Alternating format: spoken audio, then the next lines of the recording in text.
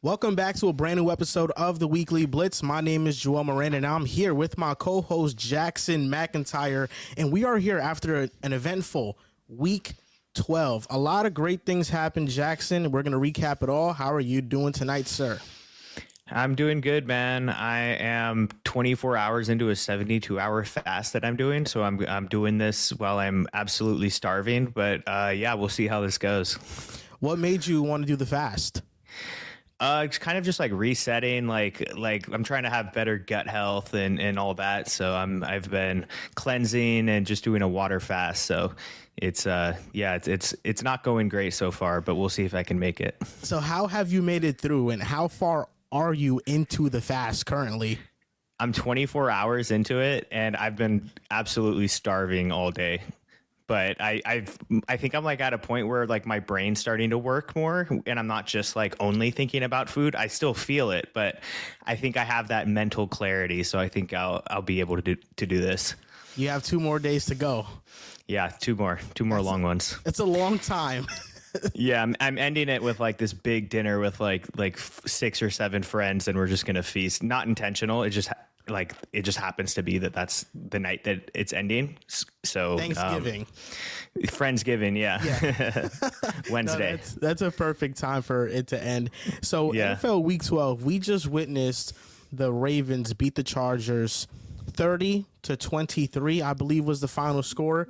It felt like the Ravens in the second half had complete control of this game, especially after the 3rd and 6 Quentin Johnson drop. It felt like the Chargers were moving down the field. Then you had a crucial drop. What were your takeaways from this game? Yeah, Quentin Johnston, I mean, just when he was starting to show somewhat, like some form of consistency, just it all fell apart again. Hopefully this is just like a blip in the road towards and he'll be able to continue that trend up that he was making. But yeah, it was really rough from him. The Chargers looked like the Chargers of old, with the light boxes that are completely inept at stopping the run. I think the Eagles are kind of the benchmark for right now for having a light box and stopping the run, and they do that with a very talented D-line, very athletic linebackers that can flow, and safeties that can come down and run fit when they need to. And I think the Chargers are 2 or 3 players away from that right now. And that's kind of how they felt like they were back in the Staley days. And there's definitely been some improvements, but I mean, last week it was the pass. They just got gashed all game. It could have been a lot more yards. They could not cover any of the Bengals' weapons downfield. This week it was the run. The defense, while it was looking like a strength, I think has quickly become a big liability going forward. I'm not ready to say that just yet about the Chargers defense. I still have some hope in the Chargers defense. I think it's all about matchups, really. The Ravens are one of those teams that against any team, they're going to be able to run the ball pretty effectively outside of a couple. For some reason, the Bengals, oddly enough, play them really well and always tend to neutralize Derrick Henry in the games they've played this year. But to your point about light boxes, that's the first thing I noticed in this game is that it caught up to them in this one. You know, in other games, they were able to get away with it. Poona Ford has been exceptional in his role. I do think that Denzel Perriman was missed, especially as a tackler in this one. But it does feel like they're a player or 2 away. With the Eagles, they're able to have these light boxes because you have Jalen Carter and you have Milton Williams on the interior that they're just able to stuff things up on their own. But the Chargers don't have that type of defensive line talent. I mean, outside of Poona Ford, who's the other guy? It's Morgan Fox. It's Tear Tart. Yeah. He wasn't even on the team in the offseason. He was a pickup because he was cut. So the Chargers have really been getting by with just like 1-year signings and just value signings, not true star level talent. Yeah, no, definitely agree with you there. They had a pretty easy schedule for a while. Like it was Chiefs in I think like week 4, and then just a run of easy bad offenses. So I'm with you in not completely just writing them off, but right now with the last 2 games, in the rear view, it for me, I'd be very concerned. Yeah, with the second half against the Bengals and then how Yeah. that looked. I also just don't think that they're going to too often face Joe Burrow and Lamar Jackson in the playoffs. Yeah, that's maybe, fair. yeah. That's the thing, though. That's what I'm saying. It's a concern for is the playoffs. Yeah, 100%. Yeah. I think the bigger concern right now is just the receivers. Ladd McConkey is the only one that you trust with the Chargers right now. And I think the number one most popular player mocked to LA is T. Higgins. I would love that fit personally. The Chargers have over $70 million in cap in the offseason. Why not pay T. Higgins, even if you have to overpay just a little bit? Ladd McConkey and T. Higgins would remind me of a newer age Keenan Allen and Mike Williams, the 50-50 jump ball receiver, and then the receiver that's a route runner. He can win in multiple areas, but Ladd McConkey also has that explosive element to him. That's the number one thing, is that the Chargers, they just got to get some receiver talent for Justin Herbert. Yeah, and they need more than one guy too. So, someone put a tweet out like, "Can Deontay just switch sidelines?" Or like, I mean, why did the Ravens trade for him if they're not going to use him? And why did the Chargers not trade for him in the first place? So, yeah, they traded him for the sole reason just to make sure that nobody else traded for him. Let's try to keep him away from the Chiefs and these other contenders in the AFC. Yeah, and to be fair, he hasn't been very impressive in the limited reps that he has gotten, but we know he's better than what he's shown so far. So it was weird because when he was with the Panthers, they faced the Bengals, and I thought Deontay Johnson had a field day against Cam Taylor-Britt. I mean, it was a cook fest.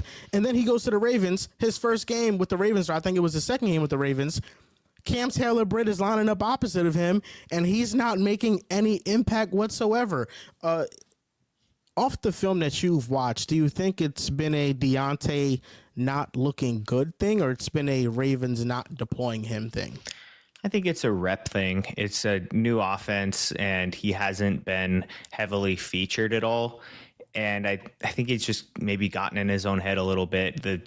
He's always kind of had that dropsitis thing a little bit.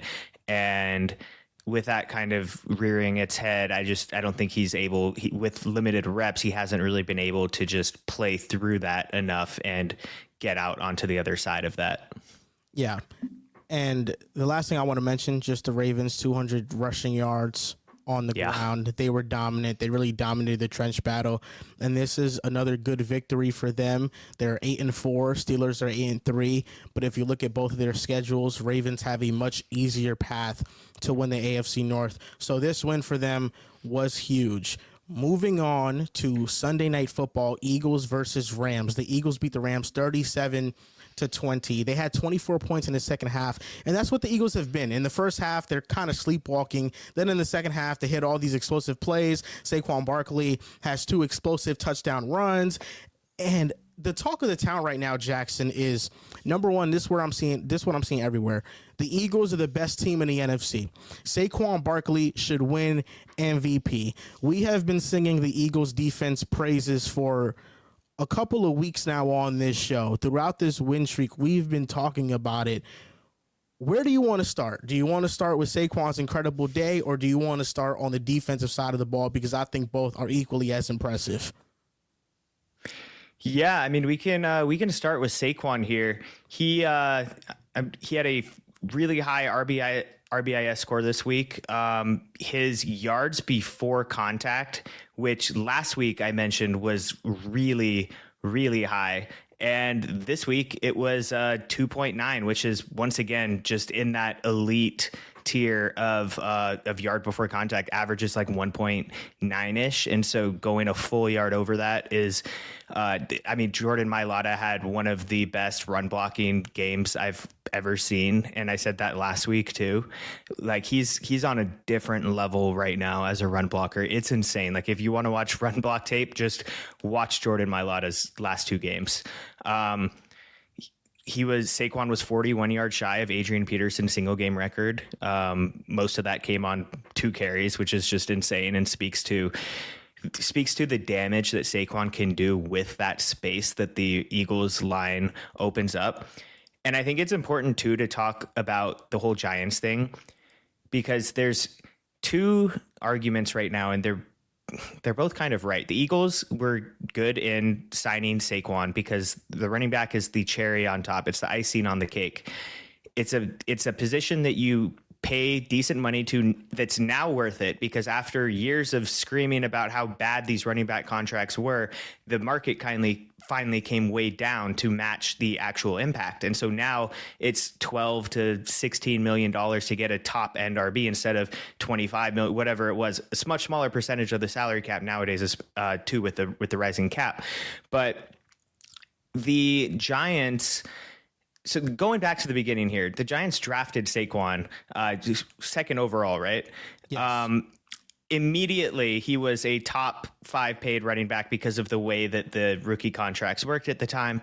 They're paying him like they're not getting a deal on the rookie player that you want with that rookie contract. With any other position, you draft someone top 5, you get them at a cheap contract relative to their the high end contracts at their position in the rest of the league. You don't get that at the running back position. The Giants were also far away from being a good team. For a moment, they thought they were going to be good with Daniel Jones because of a victory against the Vikings when the Vikings had one of the historically worst defenses in NFL history. And that signed the Giants up for years and years of just terrible quarterback play. They're finally rid of that now. But they made the right decision in letting him walk, because the running back is a position that depends on the offensive line and the pass game and everything else. And if all of those other areas of your offense if you have all of those pieces in place like the Eagles do, and then you plug Saquon into that, now you're maximizing Saquon and you get this Saquon that we're seeing this year. But you don't get this Saquon on the Giants. There's a reason why he was averaging like 3 point whatever yards per carry, which was like very comparable to whoever's replacing him. That's because he's not getting the space to work with. And when he gets the space to work with, he can be Saquon. And so it's a tale of two sides where like it worked out for both sides. The Giants never should have drafted him where they did when they were as far away from winning as they were, especially as high as they took him. But it's all worked out for Saquon, and it's great to see because he really is a generational talent, and it's good to see that wasn't wasted in New York for his entire career. This is an interesting conversation because in the Bucks and Giants recap that we were going to do later, but honestly, we could just talk about the Giants now. I was going to mention this, and I don't know. I kind of find myself stuck in the middle with it because I think the Giants were far away from competing. Saquon Barkley, it's important to note, the 3 running backs that changed teams that mattered the most: Derrick Henry to the Ravens, Josh Jacobs to the Packers, and Saquon to the Eagles. Yeah. The Giants last year with Saquon were a bad offense. The Raiders last year with Josh Jacobs were a bad offense. Yep. The Titans last year with Derrick Henry were a bad offense. They didn't have the infrastructure to support any of those players. And after, like you mentioned, years of the running back market dipping, teams not wanting to touch a running back, we even questioned the Christian McCaffrey trade, and we saw how that worked out with the 49ers, where he was a cherry on top, and he was the missing piece to them having a historically great offensive season last year. But now look at that. Now look at it. Exactly. Teams have been hesitant to touch running backs. This is a crazy fact. This year, the cap hit of Josh Jacobs, Saquon, and Derrick Henry combined is $14 million. You can find a player like Tyler Higbee who's making $12 million. He has a $12 million cap hit. And these 3 Pro Bowl, all-pro running backs combined are $14 million. For the Giants thing, I just feel like there was much more than just football at play here. There was an emotional attachment to Saquon because he was a popular player with the Giants, but also the owner told Joe Shane in the HBO Hard Knocks front office version that we got, I don't want to see him in Philly.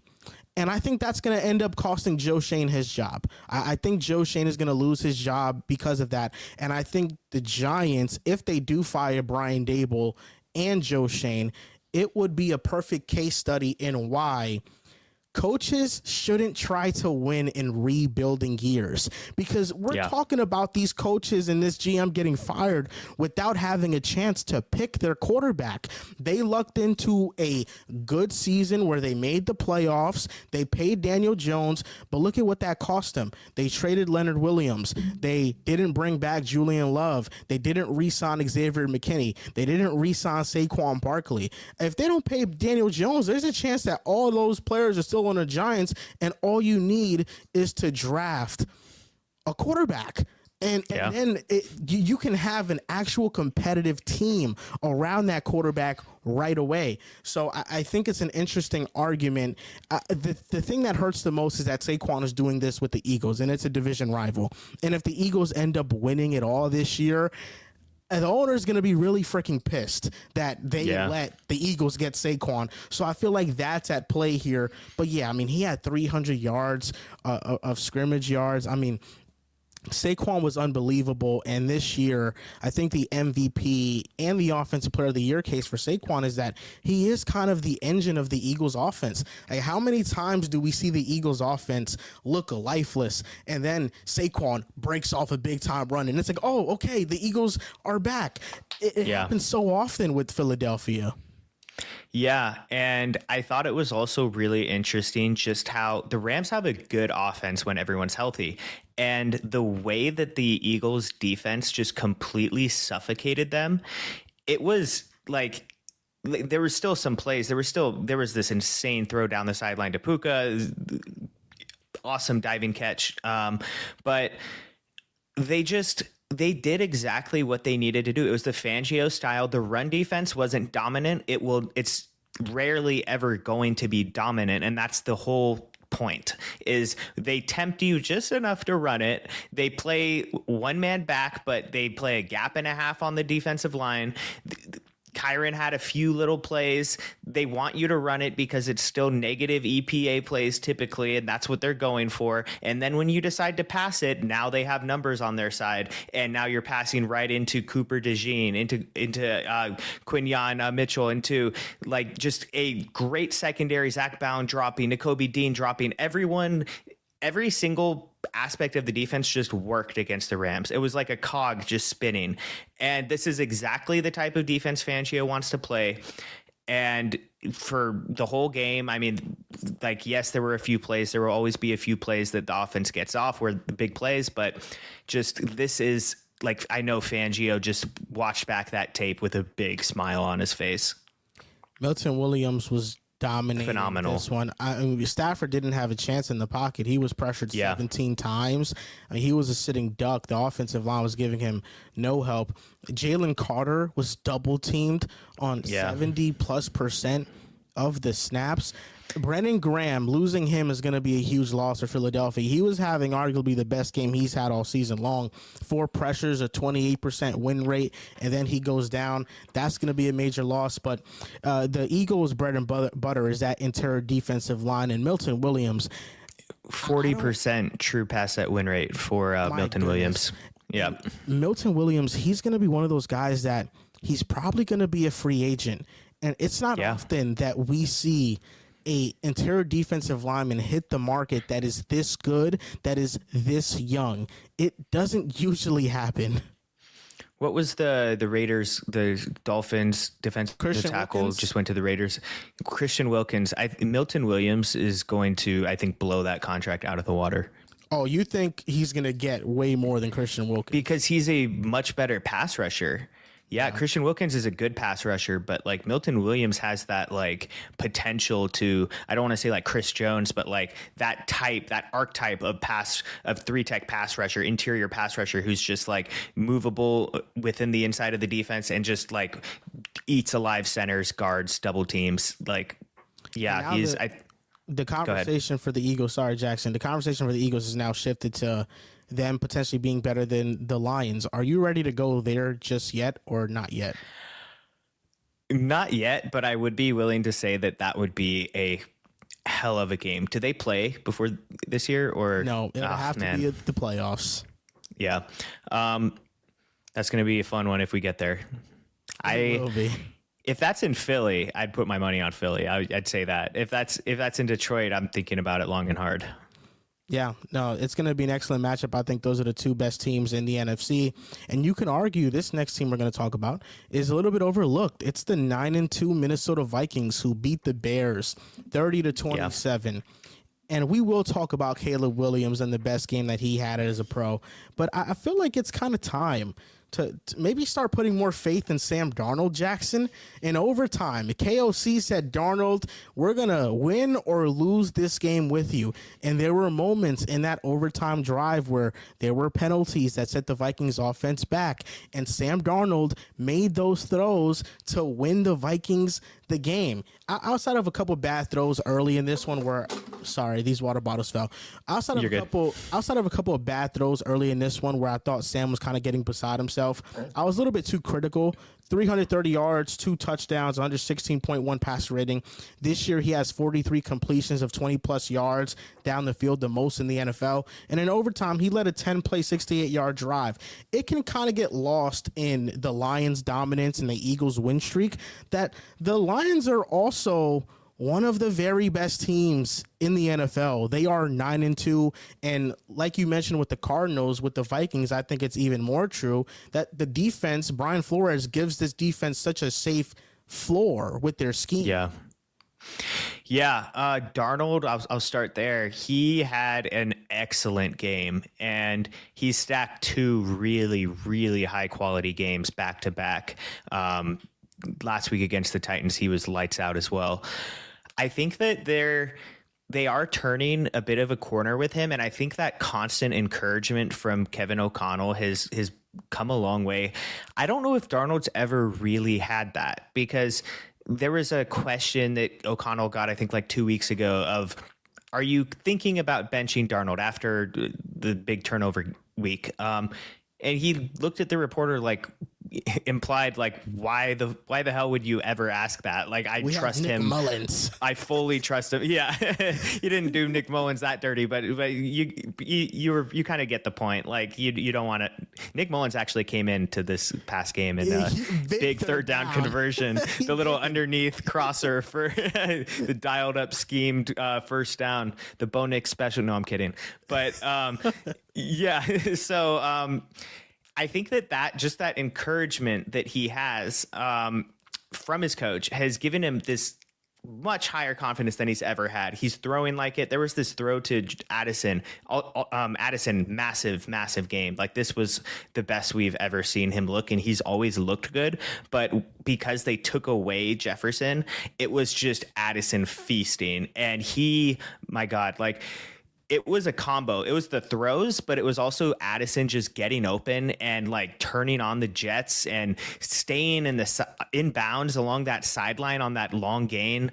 There's this crazy photo of him like looking down at his feet, barely in bounds. But there's this one throw where this linebacker was dropping back, trying to get depth underneath zone to take away this deep crosser from Addison, and Sam throws it like way before Addison gets into that zone, and he throws it to the other side of the zone. So while the ball is in the air, Addison literally runs through an entire underneath zone and comes free on the other end. And it was like the speed by Addison was phenomenal, but where Darnold put it, like, he knew exactly where Addison was going to come out of that. It was just, the anticipation was off the charts. There were big throws all day. Darnold and Caleb actually were tied for the most big time throws of the week with 5, with one other quarterback too, who I will keep a secret for now. We'll circle back to this later. But I mean, yeah, I think that the Vikings are a really good team. I don't think they're quite in that Lions-Philly tier right now in the NFC, but they are an upset potential team where if they get one of those top teams and if they beat them in the turnover battle, if Darnold has one of his 3 touchdown, 0 interception games and the defense gets 2 picks and a strip sack, they might upset one of the best teams. They might go on a run. And that second tier, that second tier of teams typically has that kind of going for them, where if they win the turnover battle, now they're a much bigger player. And they're definitely going to be a team that nobody wants to play in the playoffs. We saw the matchup when they went up against the Lions earlier in the season. Yeah. They were a couple of Sam Darnold iffy moments away from winning it outright. I mean, if Sam Darnold hits that third down play to Justin Jefferson, we're talking about the Vikings being at the top of the NFC North right now. That's how small the margin of error was. So I agree with you. I think the Vikings are one of those upset potential teams, and they can't be taken lightly at all. On to Caleb Williams. This was the best game he's had as a pro. I'm not talking about the Jacksonville game. I'm not talking about that where it felt like a lot of things were just schemed up in the pocket quick.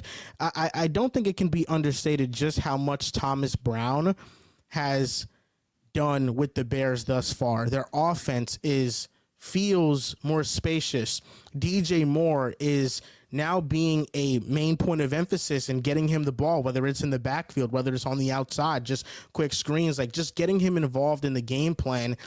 But the most important thing is I feel like Thomas Brown has told Caleb, play free, play how you play.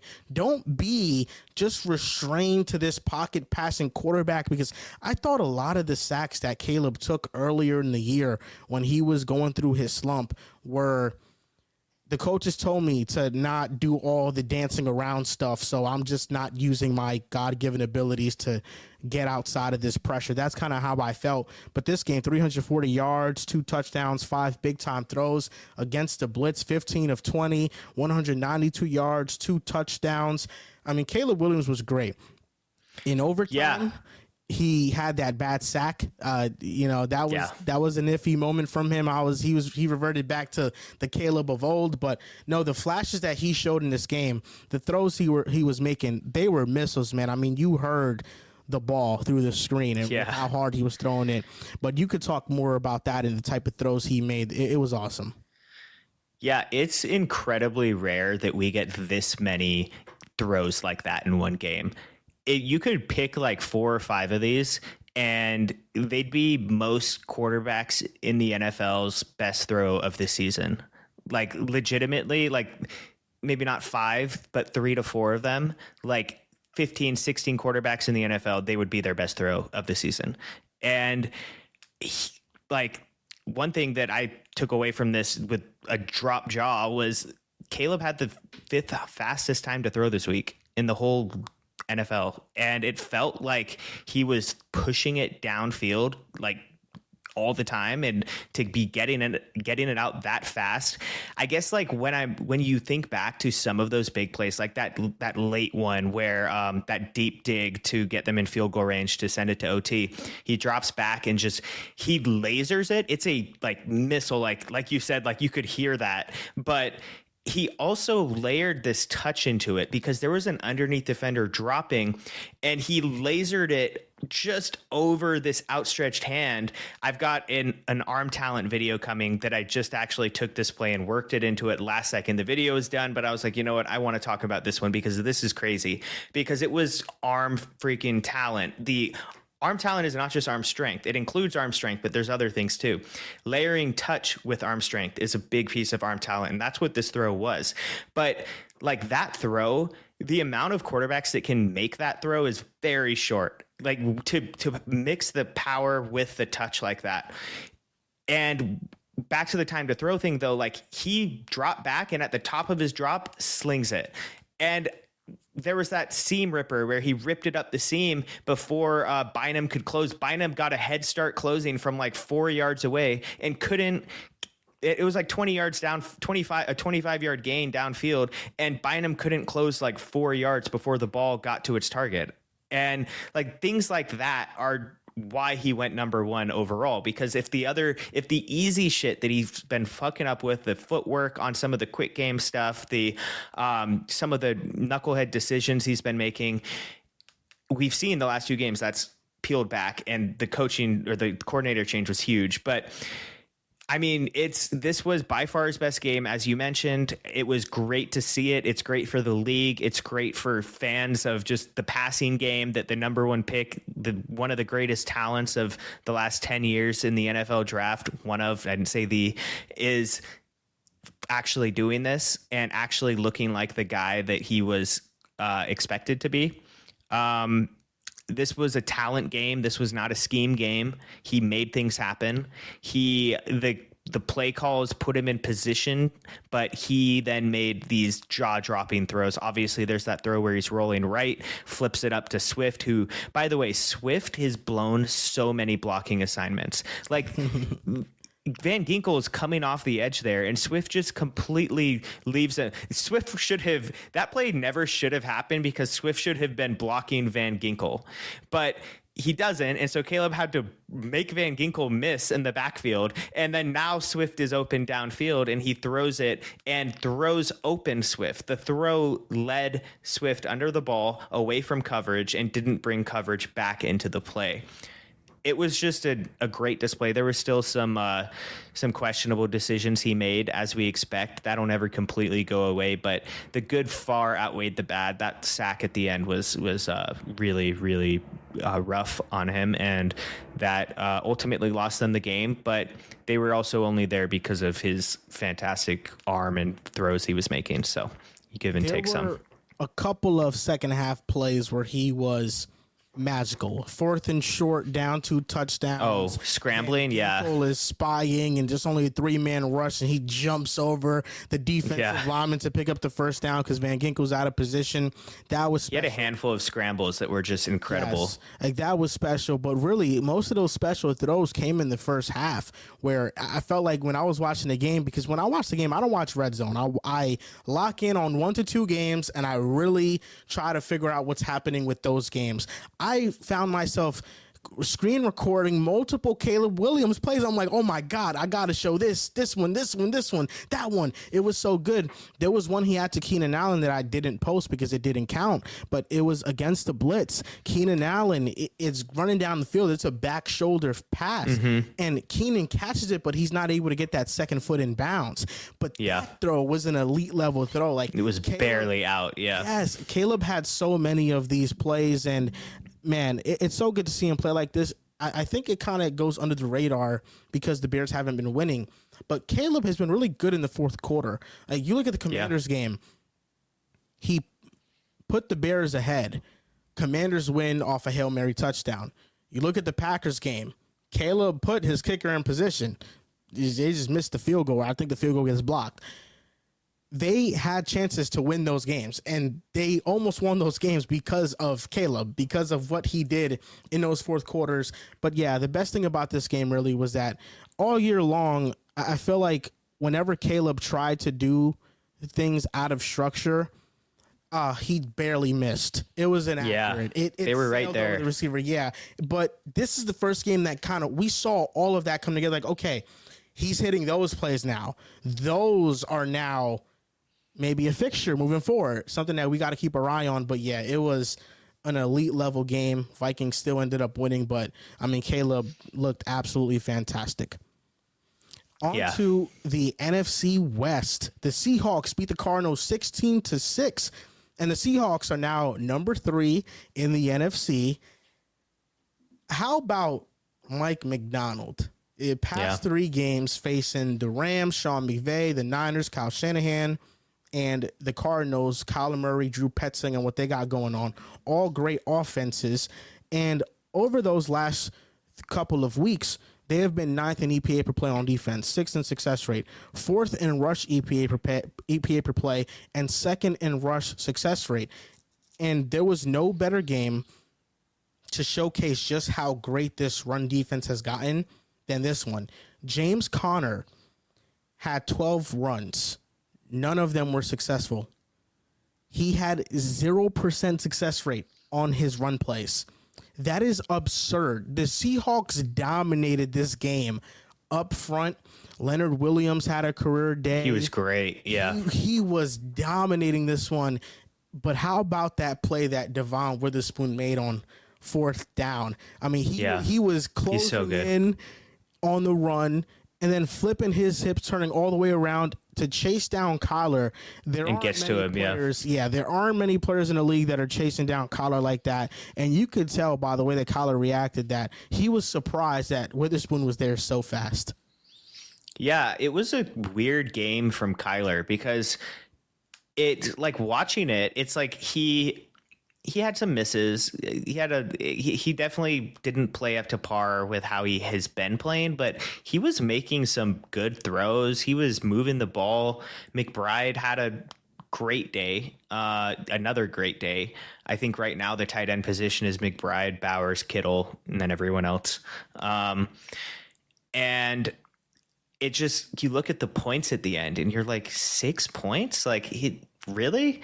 And yeah, a lot of that was the run game. Like, all 12 of those runs, every single one was unsuccessful. They were not gaining yards with them. And it put Kyler in positions where basically it was Kyler or bust, Kyler or bust. And he had some wild throws, like they weren't completed, but just some, like, he had one rolling left, and I posted it like an hour or two ago, and he tries to throw it all the way across his body, down like 15 yards downfield. It was like an insanely like ballsy throw to make.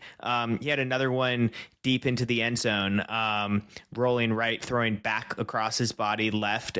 There was actually leverage in the receiver's favor, but he didn't react to it soon enough. But it's a weird game from the Cardinals. Seahawks were good. Geno played well. It wasn't like anything special from Geno, but he had a solid game. JSN breakouts continuing, and that screen was awesome. It's cool how he can like work the underneath game, but then he's also like so fluid in his transitions and routes, like intermediate routes. Like, he flips his hips and dips into his cuts so fast, and he's so fluid. And like there was times where I was a little worried about him. Like, I loved him coming out, but I was like, is it just not translating? Like, what is going on here? But like, it's clicked, it's working. It's the scheme change has done him wonders.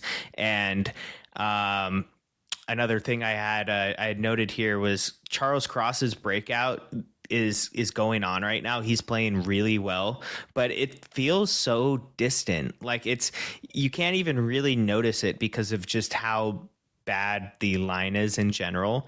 And it feels like had some bad plays. Like, Zaven Collins, he has for a sack. Like, yeah, Charles Cross has these games where, I don't know, he just has these reps where he just gets beat. Everyone sometimes gets beat, though, and it can always it looks bad for linemen because they're typically less athletic than the guy who beat them. Kind of like when Jokic gets beat on defense. But he's been good this year, and whenever I watch them, I'm like, oh, look, Charles Cross winning his rep again, and then every 3 of the other offensive linemen all losing theirs, and that's just kind of how it feels as a whole. Kenneth Walker had 16 carries for 40, I think it was 41 yards, 2.6 yards per carry. He forced 10 missed tackles on those 16 carries and averaged 2.9 yards after contact.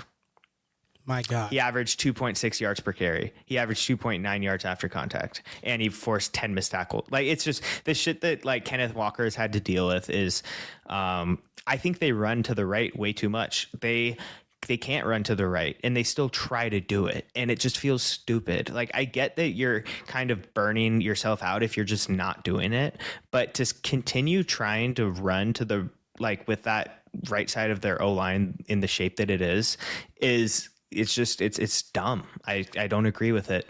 Yeah, I just feel like with the Seahawks, this was a great win, but it felt like an incomplete win because it felt like your defense was the star of this show, and that's a good thing because Mike Macdonald was brought in to fix this defense, and it has looked rough in some areas, but I think most of that was due to injuries, not being healthy. Now that they're healthy, you see them playing really well, but it feels incomplete because now the offense is not playing well. Like, you know, they did just enough. They got just enough drives to score points. You know, Geno on the last drive, getting them in field goal range, the JSN screen, that really saved them because outside of that screen, they weren't able to get any explosive plays at all.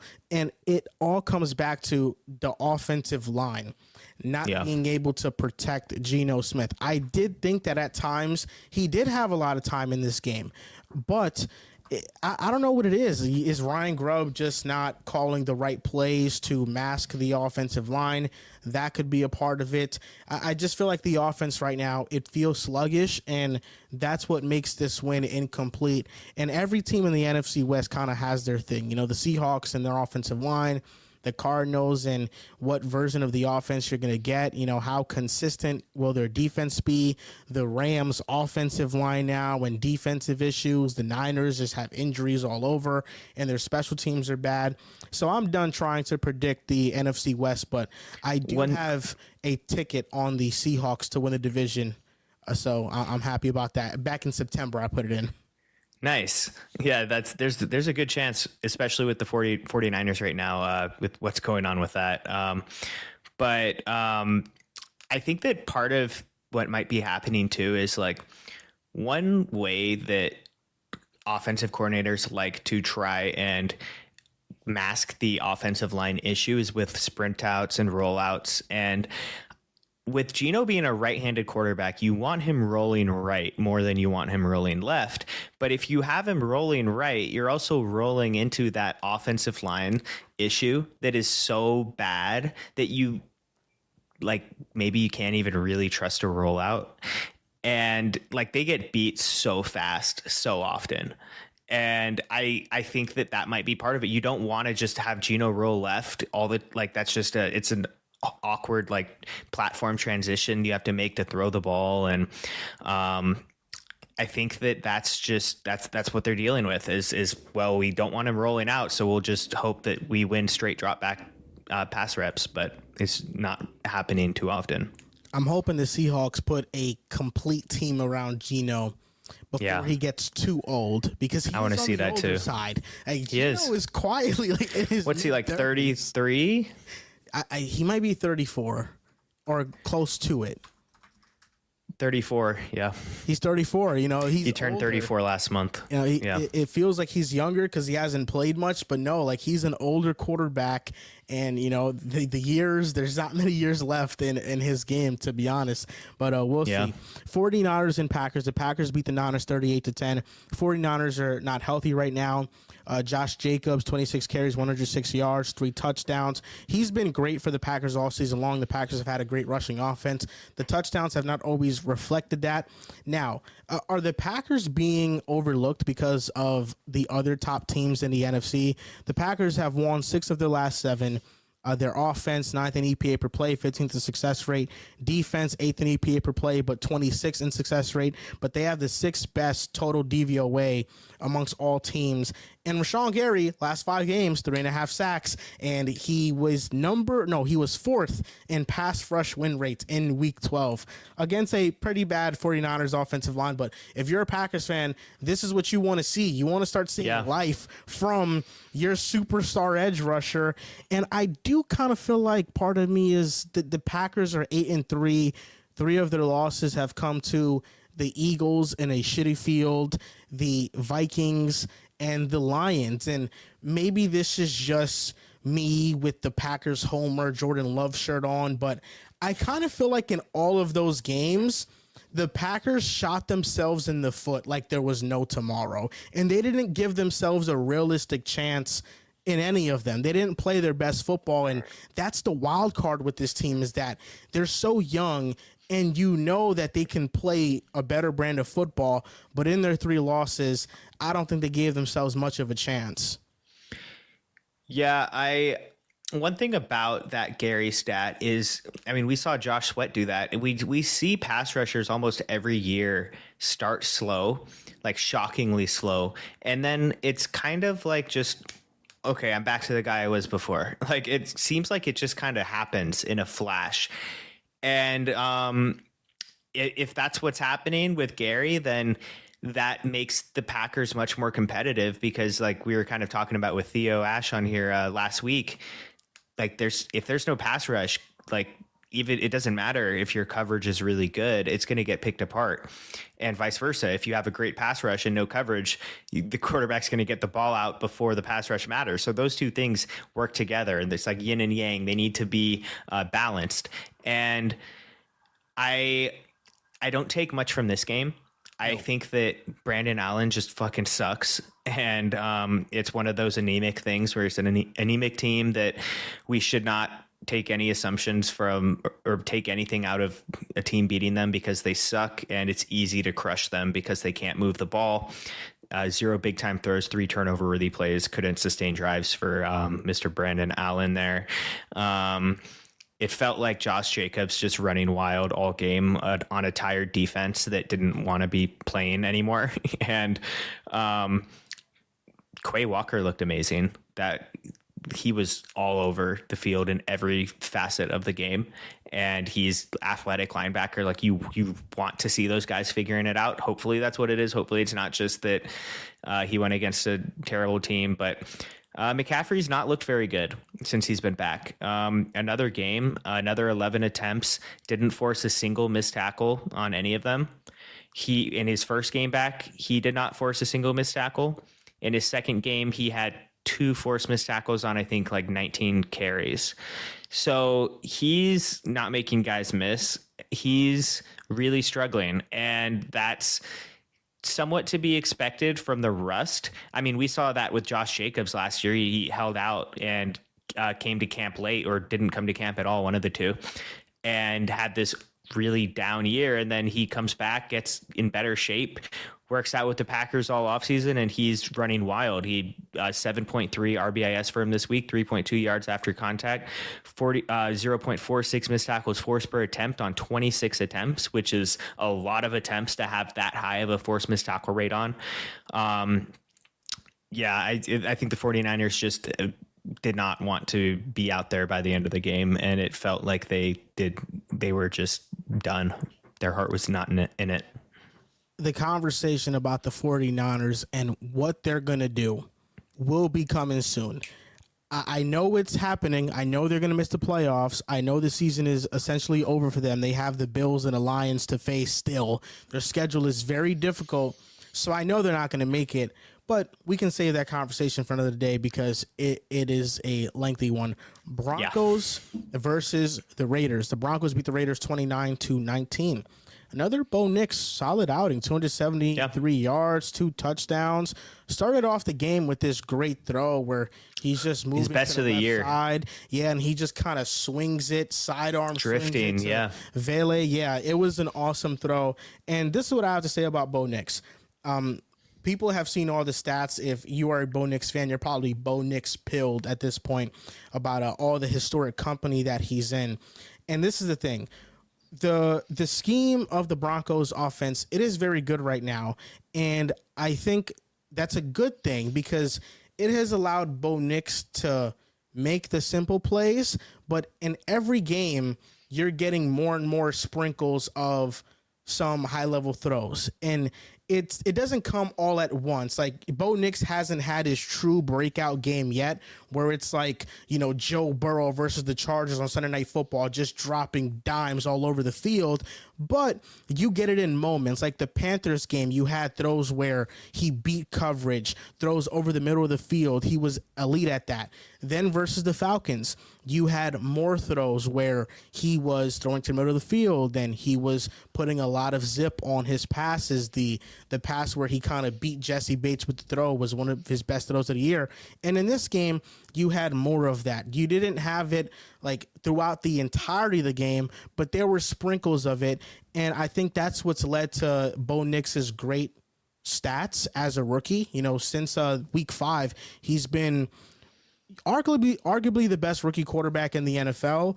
And it's because of, all those things that are involved. I think the play that I wanted to talk about the most was the Raiders were loading up the line on Bo Nix a lot in this game, and they were trying to pressure him, and it was the opposite of the game plan that the Falcons had against them, where we're just going to send for and we're going to hope that our pass rush gets there against an elite offensive line. They were loading up the line a lot and pressuring Bo Nix, and I loved this play where Marvin Mims, it was pistol, he was behind Bo Nix, And it's him simply reading the leverage of the defense. You have two wide receivers on the left side. You have two defensive backs covering them, the linebackers and defensive linemen on the line of scrimmage. And you have Robert Spillane, who is supposed to be responsible for Marvin Mims out the backfield, but he is on the right side. So once the ball is snapped, Marvin Mims runs to the left. Tyree Wilson is on that side, but he rushes. And now Spillane is on the opposite side trying to track Marvin Mims, and Marvin Mims just gets wide open, and then he gets tackled just shy of scoring a touchdown. But it's those creative play calls that in this offense exist. And I sent you a text where I was charting these plays, and there were like 13 screen simple quick concept designs, and it's good to have those because it gets Bo Nix in rhythm. But then in moments where he was forced to make a great throw on third down, he made those throws too.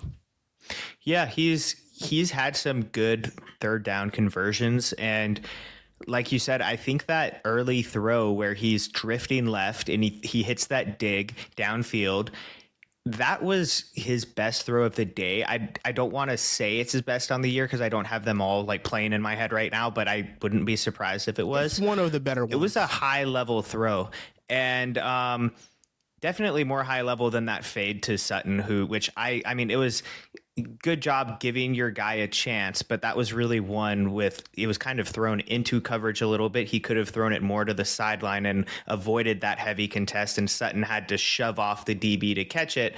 It was a fine throw, but like that drifting one, that was a hard throw, and he hit that, and it was a really good throw. Right after that, he threw it right to, I think he was under pressure, and he threw it right to a Raiders DB. It was dropped, but he had a really good game. He's been stacking good games. He's playing like a master in the scheme right now. He's seeing the field well. And I think from when he has a clean pocket and his feet are set and his mechanics are good, he can get some impressive zip on the ball. And he definitely has functional arm strength from the pocket. Sometimes when he's rolling out of the pocket, that can fluctuate. There was one where he was rolling right. He tried to throw it downfield, and the receiver had a step. I think it was a valet. I might be mistaken, but it was just significantly underthrown and off to the side. And that's one where ideally you want your first round top 12 pick to be able to make that throw. You can live without it, and that's fine. He's been playing really well. I think that another takeaway here is Quinn Miners. I think that's how it's pronounced. Yes. He's really established himself as one of the best guards in the NFL. He is really, really impressing in both the pass game and the run game. I mean, Garrett Bowles, obviously, like he's been dominating for a long time. This offensive line is a unit. It's shocking because the offensive line is elite, pass blocking wise, but they're not able to run the ball. Yeah. And back to Bo Nix real quick, just speaking to kind of the scheme thing that you were mentioning, where he hasn't really had that big breakout game yet. It's good to play in the scheme, and there's no criticism saying that he's been more like playing really well within the scheme, but like he hasn't done he hasn't gone outside the scheme and really excelled yet. Caleb Williams had 5 big time throws today. That's as many big time throws as Bo Nix has in his last 6 games combined. And there will be games where Bo Nix has to make those big throws to keep pace with like a Josh Allen or with another quarterback who's making those plays and running up the score against the Broncos defense. Luckily, the Broncos defense has been so dominant that hasn't been the case yet. And the scheme has been very effective, and he's been able to run that at a really high level. So they haven't really needed those big time throws to start just pumping. But like Darnold versus Caleb this week, 5 big time throws each. Last week, Herbert versus Joe Burrow, big high scoring game. Like I think there was 6 big time throws each, pushing the ball downfield, both double digit ADOTs. Like those games happen where you need your quarterback to be able to do that. And that's the game we're waiting on seeing from him. We're not writing him off saying he won't step up to that, but we haven't seen that yet. And I know, that's what I'm waiting for. You look at the stats and you look at the game against the Falcons, 4 touchdowns. Like if you look at the box score stats, you would think that the game has already happened. So I know people are going to be in the comments like he had this and that and one of the first quarterbacks in history and stuff. But no, like he hasn't had a game yet where, like you said, he's went toe to toe with another great elite level quarterback, and they've kind of went mano for mano with those throws. Like the game we saw from Burrow and Herbert, and he hasn't had to do it against the Falcons. He hasn't had to do it against the Panthers. He hasn't had to do it against the Raiders. And the Raiders really, up until the Gardner Minshew interception, they kind of had some control of that game. It felt like deja vu because Gardner Minshew in the first matchup threw a pick six to Pat Surtain, and that's kind of what gave the Broncos all the momentum in that one. So that's really all it is. It's not that Bo Nix can't do it. It's just that we're still waiting on it, but he is playing really well. And even at this floor right now that the Broncos are at, it's still a pretty good floor. Like, you trust the Broncos to be able to have a good 1 or 2 or 3 offensive drives a game, and their defense is really good. And if we see consistent improvement from Bo Nix, then we're really talking about like a sleeper upset potential team in the playoffs if they make it there. But yeah, this upcoming schedule, Bo Nix will have those moments, and I guess you can point to the KC game and maybe say like that was like one of those games where he did that, but in the first half, he was really good. In the second half, it was like, most of the drive stalled outside of the very last drive. But he was really good that first half. Yes, yeah, but that last drive was really good. So it's not a knock on Bo Nix. It's just he's playing really well. That's all it is. Yeah. That's all it is right now. So, Chiefs versus the Panthers. Chiefs are 10-1 now, but they had a scare. They almost lost to the Panthers 30-27.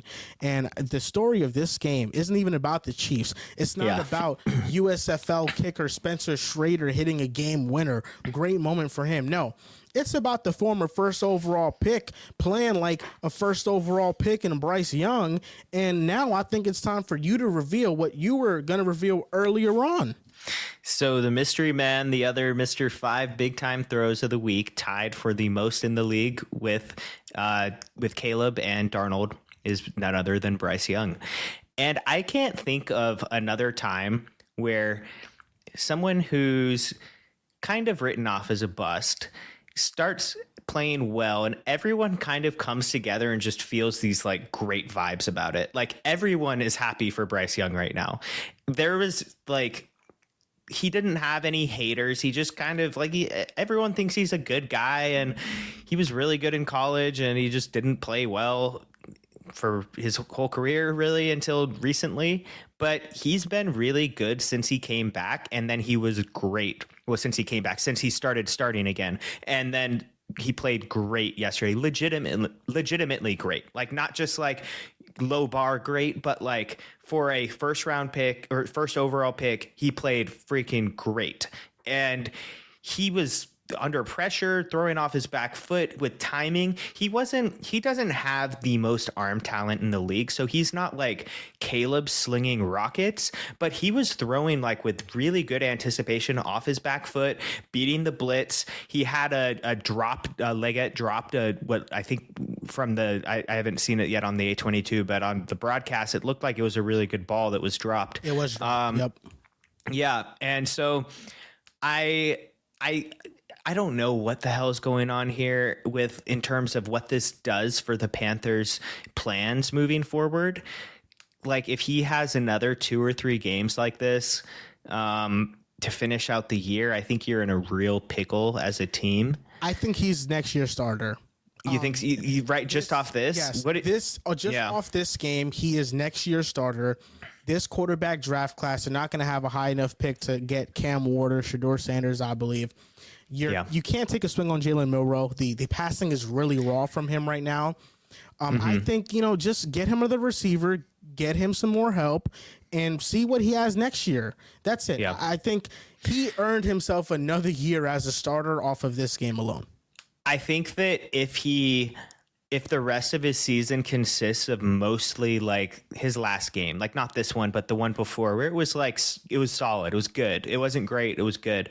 If it's a lot of that, I think then that this game would have earned him that job. But if he kind of reverts back to a negative version of what he was last year, I don't know if this game is going to carry through alone. I think they might try to make a splash on like a Darnold, or it's not often we get someone of Darnold's caliber hitting the open market.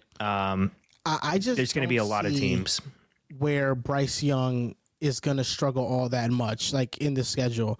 He faces the Bucks. I think he can play well. Yep. On the road against the Eagles, that's probably a bad game. Then you face the Cowboys, Cardinals, Bucks, Falcons. I think most of these are going to be like average Bryce Young games. All of those are pretty. Yeah, he should do well except for the Eagles. Now, Bryce was excellent against the blitz. You mentioned it. Yep. Now, Bryce Young was awesome. I don't want to take this game away from him. My bigger takeaway was not the revival of the first overall pick and now this is the franchise guy. It was that I think the Chiefs' defense is not good. I don't think it's good. And, you know, because it's the Chiefs and they're 10-1, you know, in the past couple of weeks, Jackson, we've had it. Bryce Young goes toe-to-toe with Mahomes. Bo Nix goes toe-to-toe with Mahomes. Since Jalen Watson has gotten injured, this has been one of the 4 worst pass defenses in football. Baker Mayfield in prime time put up numbers with no Mike Evans, with no Chris Godwin against this Chiefs defense. I mean, Baker was throwing to nobody. Shout out to Cade Otton. He had a good game, but Baker was throwing to nobody. The Chiefs defense is not good. They have Najee Johnson covering, who he had a crucial defensive pass interference late in that game. And here's one of the stats that I want to share with you. Out of 65 teams that have started 10-1 in NFL history, the 2024 Chiefs rank 64th out of 65 teams in point differential at plus 52. This is one of the worst 10-1 teams of all time. And yeah, I guess that sounds nitpicky, but it's not just the defense, Jackson. It's the fact that the Panthers came into this Week 12 matchup with 12 sacks on the season, and they sacked Mahomes 5 times. Yeah. I know there's reinforcements coming. Pacheco, DJ Humphries, whatever's left of him at left tackle, and Hollywood Brown maybe is going to make a return. I just don't see it. Mahomes can always be superhuman in the playoffs, and I can be dead wrong. He did lead a game-winning drive against Carolina this Sunday, but last year, the Chiefs won because their defense was elite. This year, it's just not the case. If you double-team Chris Jones, they cannot get home with a 4-man rush, and when Spags dials up blitzes, you leave these corners one-on-one, and outside of McDuffie, who even McDuffie has had his rough spots this year, outside of McDuffie, everybody else, they just cannot hold their own. I just don't see it. I don't think they're going to three-peat. Last year was really ugly for the Chiefs, and I believed in them all season long. I never gave up faith that they were a true legitimate contender. This year, I am so ready. I am right there to say I don't think they do it. I mean, yeah, it was a great Bryce Young game, but my biggest takeaway was that, man, the Chiefs' pass defense is really bad. This is a problem. Yeah. Is Jalen Watson, is it confirmed he's out for the season? I know it's a fractured ankle. I think he's out for the season. Okay. Yeah. I mean, it's funny that, was he a 7th round pick? Is the catalyst here, but yeah, he's been good this year, though. He was really good. Yeah. But ever since he's been out, it's been terrible. And we have been here before with the Chiefs where their defense is not producing, and then we get into the last few games of the season and they start turning it on, and then in playoffs all of a sudden they look like a new defense. It's tough to rely on that, but I will say that Xavier Worthy's involvement has been a positive thing. He's the last couple of games, he's been sprinkled in much more than in the past. And just with that game-breaking speed, you want him to get comfortable. You want him to start running more routes out there. And if Hollywood's back, I mean, that's a big injection. Hollywood is a good receiver. I think that because of how often he's hurt, people forget that and because of that 1 year where he just had a million drops downfield. But like, other than that, he's a pretty good receiver. He can generate separation. He gets open. He's yeah, like adding that going into playoffs and then having Hopkins, Hollywood, Worthy, and Kelsey, that's a pretty good unit. And then we'll see about Humphreys, but I feel like it should be a boost based on They'll what have they've enough. had. Offensively, they'll have enough. Yeah. They'll be good. And then you get playoff Mahomes too, where it's just a different ball game. So I don't want to write them off, but yeah, the defense is a huge concern as of right now. Hey, listen, I understand. They've went back to back last year. Everybody wrote them off. There's some caution right now with, don't want to do it just yet. But until they get beaten, I mean, that's going to be the energy towards them because they have earned that respect. Now, the Titans and Texans game, the Titans beat the Texans 32-27. How the Texans lost this game, I don't have any clue because the Titans allowed an 80-yard kick return on like the very first play. The Texans scored a touchdown. Pick six. Will Levis was sacked 7 times in the first half alone. Pick six. Now, the Texans lost this game. Yeah, there were multiple opportunities for the Texans and they just lost. We have to have the conversation about Houston and what's going on with them. I feel like that's the more important conversation. CJ Stroud, sophomore slump. How real is that? Texans offense, what's happening? What is your feel for it? Yeah, I think that pressure has been a big issue. Stroud is definitely regressing a little bit. He's not playing at the level he was last year. There is definitely a level of a sophomore slump going on. Nico Collins coming back has helped. Also, so many Collins plays just wiped out by penalty. But I mean, Scruggs inside was so bad yesterday. Like the amount of times he was just absolutely obliterated was insane. Stroud was pressured on 15 of 40 dropbacks, sacked 4 times. I think that having to deal with that, I don't have last year's numbers here to contrast those to them and say that he was pressured more this year than he was last year, and that's leading to it. But that's what my gut says. Can't always trust your gut, but like my vibes test off watching, I feel like he's running for his life a lot more this year. Yep. And this game was just like weird. It was just like on crack, like weird shit kept happening. Solid game for Levis overall. Like obviously there's the Levis things that happen, but other than those, he another solid game. He's weirdly been right now. Yeah, I love his quote where they asked him like how after the Vikings game how he's feeling like about his play right now, and he's like, well, I'm not throwing it underhanded and I'm not like doing one of the other dumb things he did, so I feel pretty good or something. But the negative plays are just so bad. Like the amount of sacks that he takes, backbreaking. It is just unacceptable. The CJ thing, I went on PFF and I wanted to compare some numbers from this year and last year. So this year he has a 4.7% big time throw percentage. Last year was at 4.3%. So he's better this year at those big time throws percentage based. This year, 2.8% turnover worthy play percentage. Last year, it was 3%. This year, 72% adjusted completion percentage. Last year was 73.9. This year, 21.8% pressure to sack ratio. Last year, it was 19.6% pressure to sack ratio. A lot of these numbers, they're pretty similar based off his performance, and he kind of hasn't been this turnover prone dude. But I also think that last year, with only having 5 interceptions but having 17 turnover worthy plays, he did get away with more than what the box score showed. So now we're seeing it regress back to the mean. I think the biggest problem we also didn't have expectations last year for him. No. I think we did as the number 2 pick, but not like we did coming into this year. And so like they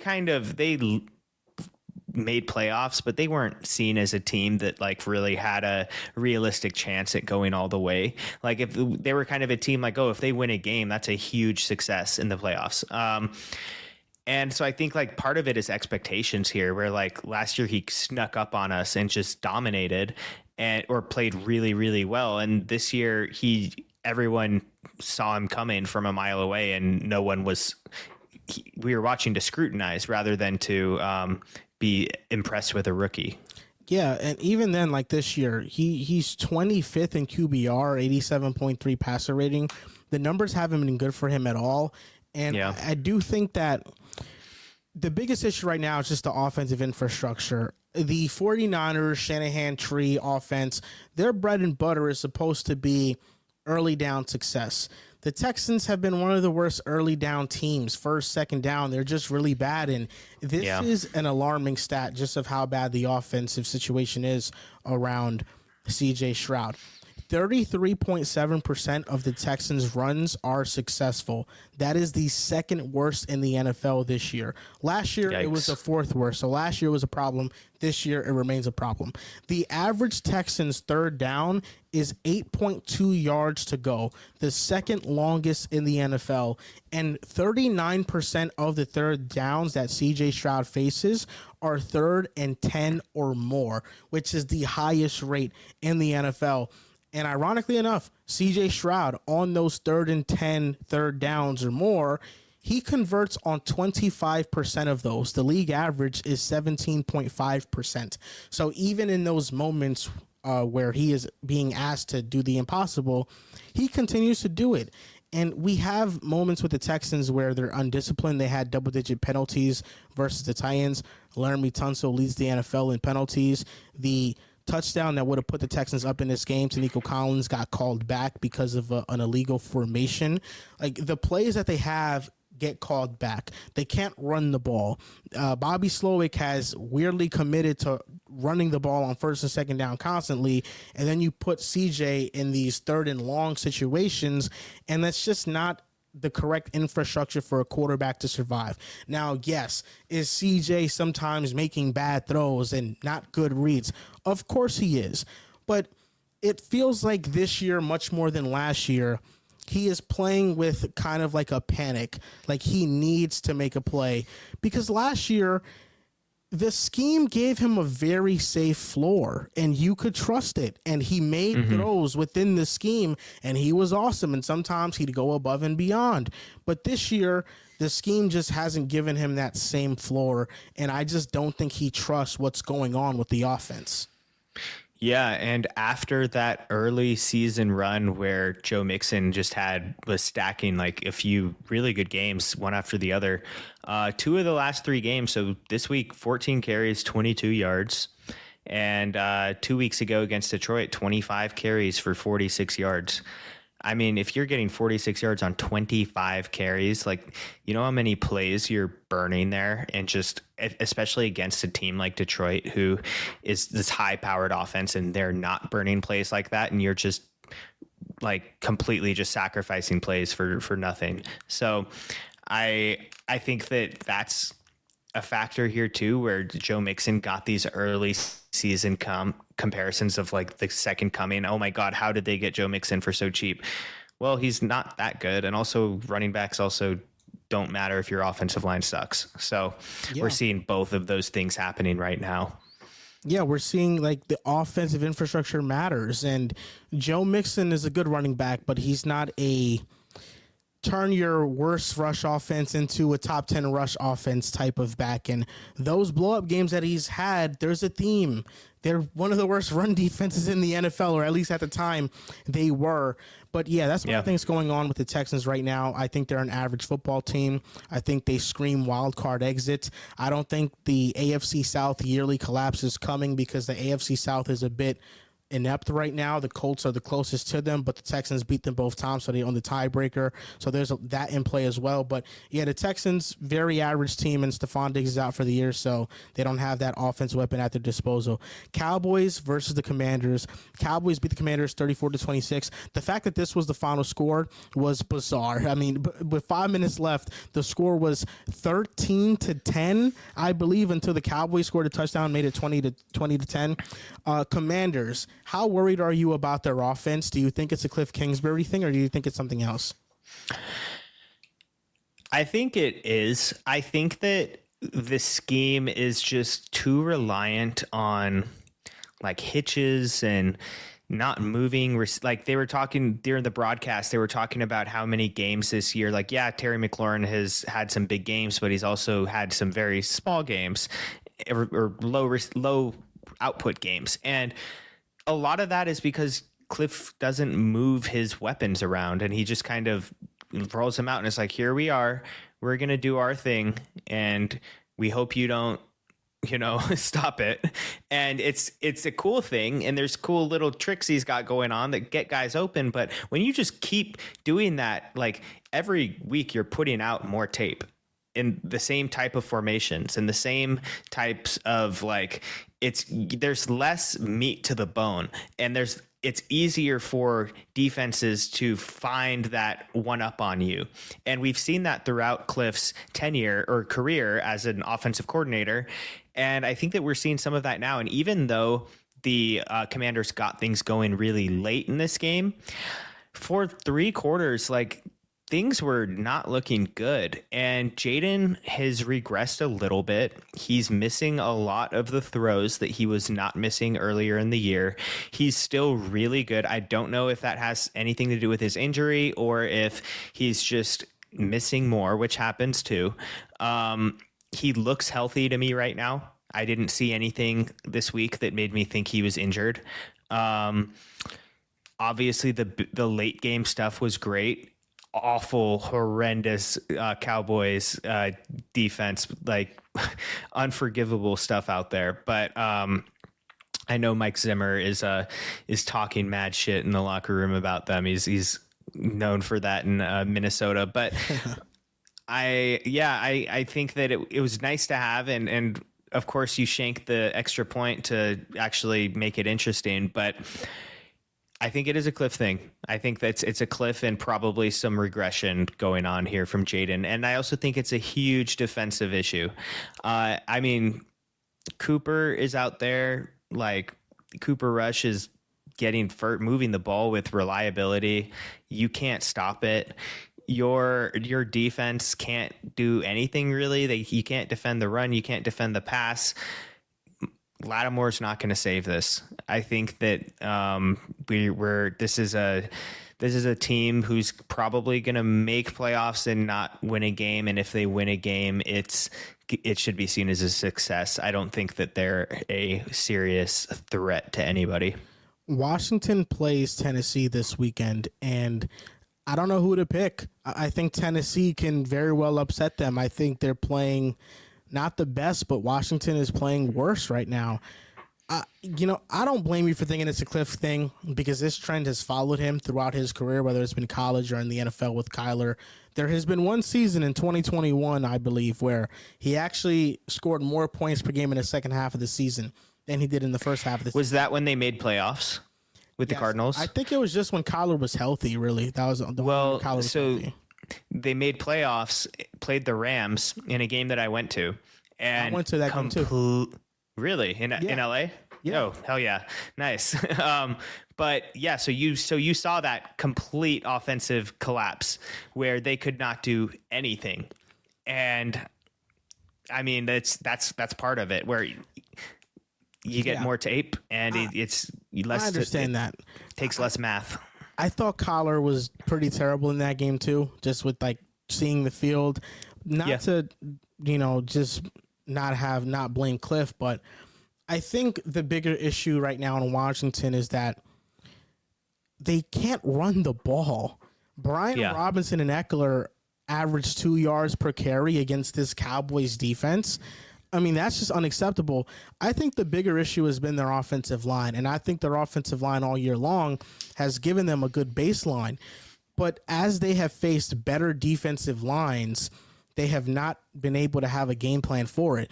Against TJ Watt, they were chipping him on the edge like teams usually do. What I saw that was interesting, what the Cowboys did, they moved Micah inside a lot.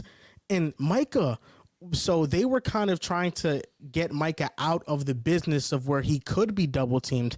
And Micah Parsons was ragdolling Sam Cosmi. He was ragdolling Tyler Biadasz. The interior of that offensive line, I know Sam Cosmi is a really good guard, but he had a rough game. Really, that offensive line is just not playing well. They're not able to run the ball. And after watching the All-22, I did think that there were some concepts to be had that Jaden could have thrown to had he had the time. I mean, after he's going to his second read, he's getting pressured. He has to scramble out of that. And I think that's been the bigger issue. And when you can't run the ball, all of this quick stuff gets a little bit more predictable. You can play it a little bit tougher. Before week 7 and before, the Commanders were averaging 33 yards per game on screens. After week 7, it's cut down to 11 yards per game. They're not getting that same cheap yardage, and it's just made the entire offense just it's felt like it's been suffocated, and that's because, I mean, this offense was kind of dunking their way down the field, and they would have an explosive run or two earlier in the season that would put them in these scoring positions. But as of recently, they're not popping off these big runs. They only have one run of 20-plus yards, I think, since week 9, I believe. Don't quote me on that.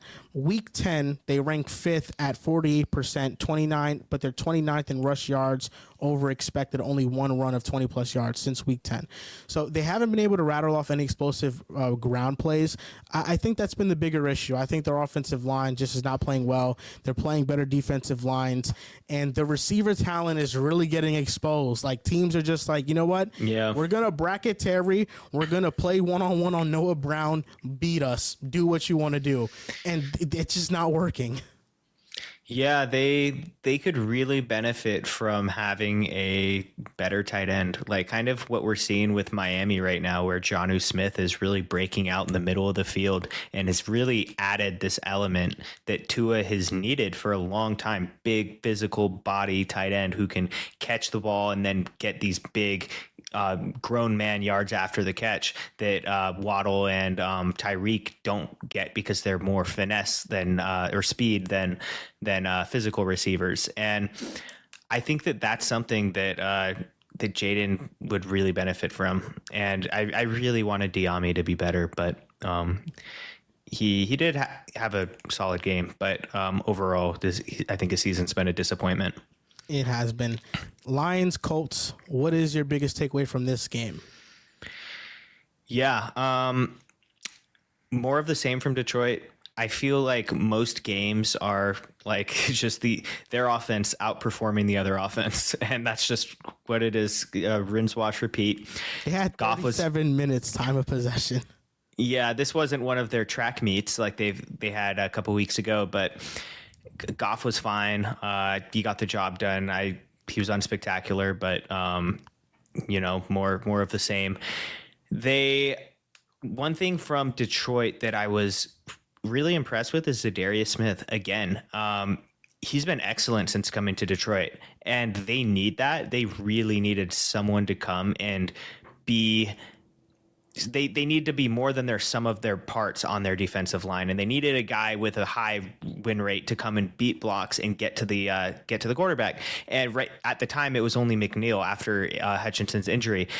This week, Zadarius and McNeil both played. They dominated. 23.1% win rate for Zadarius and 33.3% true pass set win rate for McNeil, and that's the best thing you could have hoped for if you're Detroit, because the last thing you want to do is roll into playoffs with an interior D-line being your best pass rusher and not being able to do anything off the edges.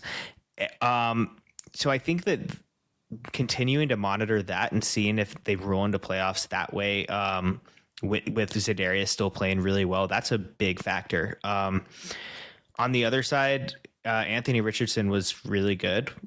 Not great, but I thought he was really good. Like, he had some, it was another kind of like the Kyler one where he's making these big throws all game, and then you look at the score and you're like, how did they score so few points? But penalties. He made some penalties. Yeah, it was penalties and some plays that big gains that could have been had that just were not there. And this was also the worst game I've ever seen Quentin Nelson play. Like, watching the tape, I was like, every time Anthony Richardson was pressured, it felt like it was Quentin Nelson. Like, it was consistently, like, or every time I saw, even if it wasn't a pressure, but like there's a defender getting into the backfield as the ball's coming out, it's Quentin Nelson. And it's weird. Like, and he's not having a bad year. Like, it's not like this is a thing or it's been a thing all year, because it hasn't. It was just a really, really bad game. And I wouldn't worry about it. But it was interesting because he's been so consistent throughout his career. But yeah, I think if you're Indiana or Indianapolis, you kind of want to lose probably at this point. So I think you want to lose and see Anthony Richardson play well, and I think you got that. I feel like there's a chance the Colts can maybe make the playoffs and they can go on a run, but they need some consistency on their offense. I thought their defense gave them enough chances to keep this game close. Yeah. I know the box score doesn't show it, but in watching the Colts defense, I was like, they're making plays. Like, yeah, you're not going to stop the Lions offense, but they were able to get some pressure on Goff. They were able to force punts, and the offense just was unable to do anything. You had a drop touchdown from Ogletree. You had multiple big-time throws down the field that got called back because of a stupid penalty or whatever it may be. Richardson, I thought, played really well, and the accuracy is still 11 for 28. People look at that and, they're like, oh, he didn't play well. But no, I just think there's a lot of receiver error on this team, more than people like to admit. I don't think he should have been benched in the first place because the film looks similar to what we're talking about here, where he looked pretty good. This film was much better than that game, though. But the film looks good, and he's kind of being knocked for no reason by the national media. I am a huge believer in Richardson, and this is the stat that still has me believing in him full throttle, is that he took 0 sacks despite being pressured 46.7% of the time on his dropbacks. Quarterbacks this season that have been pressured 45% or more of their dropbacks and have taken 0 sacks, it has only happened 3 times. Richardson has 2 of those games. I think the reputation of the Colts offensive line is better than what the product actually is. Back when Matt Ryan was on the Colts, this pass blocking offensive line was not good. Even Carson Wentz. This offensive line is just not what it once was. They're getting older. These players are regressing, and I think they have multiple backups playing out there. So Richardson, I thought he played fine. The Colts right now, there's just no identity with their team. Like, what do they want to be on offense? That's what I find myself questioning about them the most. Yeah, I actually just pulled it up. He has one of the best pressure to sack percentages in the entire league for quarterbacks who've played half of the snaps. So that's half of 466, or that have half of 466 dropbacks, I should say. Only Jordan Love, Josh Allen. Oh, sorry. You know what? I put that filter too high and I eliminated Anthony Richardson. let me change that to just 100 snaps here. I'm like, wait, where'd he go? Yeah. So, okay. For quarterbacks who played 100 snaps, only Derek Carr, Jordan Love, Josh Allen, Mason Rudolph, I was trying to get rid of him, and Lamar Jackson have lower pressure to sack percentages. He's 6th. Richardson is elite. His pocket presence is one of the better ones, and I think it's going to be one of the key traits in why he's going to be a good NFL quarterback. I still believe in him. Now, Patriots-Dolphins, only thing I have to say about this game really is that Chop Robinson every week, he's showing a little bit more, breaking out a little bit. This was the breakout. Yeah, and I think Tua is about to go on one of the most important stretches of his career at Green Bay versus the Jets, at Texans versus the Niners, at Browns versus the Jets. The Dolphins have a shot here to go on a run, and we have to see if Tua's going to be up to the task and do it. He said he's trying to kill narratives. I don't know how much I believe in Tua doing it, but it would be a nice story if he did. He's playing well. He's hot. Not a lot to take away here. I mean, you want a little better from the Patriots, but is what it is. I think that the most interesting stat of the week came from this game, and it was the Patriots offensive lineman, DeMontre Jacobs, and he had 18 snaps in true pass sets. So 18 times, non-screens, non-rollouts, non-quick game, just straight up pass dropbacks. 18 of them, 17 pressure opportunities were allowed by him. That doesn't mean pressures. That means an opportunity. So he was beaten. And if the ball didn't come out earlier, it would have been a pressure. Basically, he was beat on the play. 17 of 18 times. Like, who is this again? I can go out there and do that. I'll just dive at his ankles every time, and one of the times I'll slow him down. Like Patriots or the Dolphins? Patriots. Okay. Demontre Jones. Yeah, sorry. No chance. No, yeah. So that's a huge part of, like, that's what Drake May's working with, and that had a big part of played a big part in their performance. But he had a 0.6 PFF pass pro grade on those true pass set reps. So, my God, that's terrible. Yeah. No, yeah. Drake May is working with nothing over there. They got to have a pretty good draft.